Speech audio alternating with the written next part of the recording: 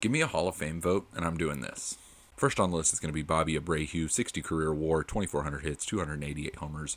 A really underrated player, to be honest. There were lots of good outfielders during his time, and I think he kind of gets forgotten, so he's got my vote. Next on the list is Carlos Beltran, 70 career WAR, Rookie of the Year, 9-time All-Star, 2,700 hits, 435 home runs. I think he pretty easily gets in. The only thing that you could argue against him is the Astros deal, but I don't think that's enough to keep him out. Up next is Mark Burley, everyone's favorite speed-running pitcher. He's got 59 career WAR, 214 wins, 3.8 ERA.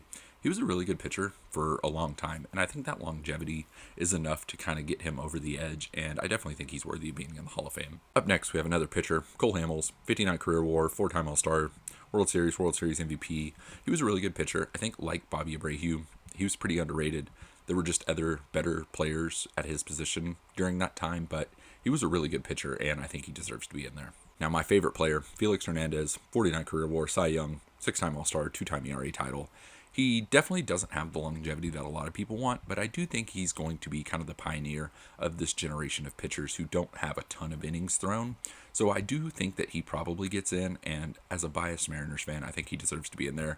His peak was just so dominant, so he's got my vote. Up next, we have Andrew Jones, another underrated guy, 62 career WAR, 10-time Gold Glove winner, 5-time All-Star, 430 home runs. Arguably one of the best defensive outfielders of all time, and I don't know how he's not already in. He's definitely got my vote. He should be in there. Up next, we have another pitcher, Andy Pettitte, 60 career WAR, 5-time World Series winner, 3.8 career ERA. He's another one of these guys, like a Cole Hamels, like a Mark Burley, who's just pretty good for a really long time, and I definitely think he deserves to be in. For the only reliever on this list, we have Francisco Rodriguez, 24 career WAR, 6-time All-Star, 2.8 ERA, and relievers are pretty hard to judge. However, he was one of the best, and I don't think that should go unnoticed. He was really good in his peak, so he's got my vote. Next, we have Chase Utley, 64 career WAR, 6-time All-Star, 260 homers. One of the best hitting second basemen of all time. I know a lot of people probably personally don't like him, but just on the field, he was a really good player, and he deserves to be in the Hall of Fame. So those are the 9 that I have penciled in so far, and as you probably noticed, I don't have Alex Rodriguez penciled in. I would say, if given the opportunity, I probably still vote him in. However, I definitely get the reasoning behind not voting him in.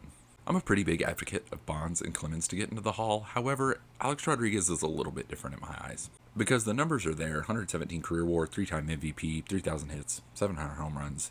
But unlike Bonds and Clemens, he actually got punished by MLB, and they were actually enforcing these rules whenever he got suspended for that. So I definitely see the reasoning behind not wanting him in. So he would probably get my 10 votes. But if I didn't vote for him, I would probably vote for Torrey Hunter, who's pretty underrated as well. 9-time Gold Glove winner, 5-time All-Star, 50 career WAR, 2,400 hits. Really great center fielder. So I'd probably go A-Rod, but if I didn't, Torrey Hunter would get that pick.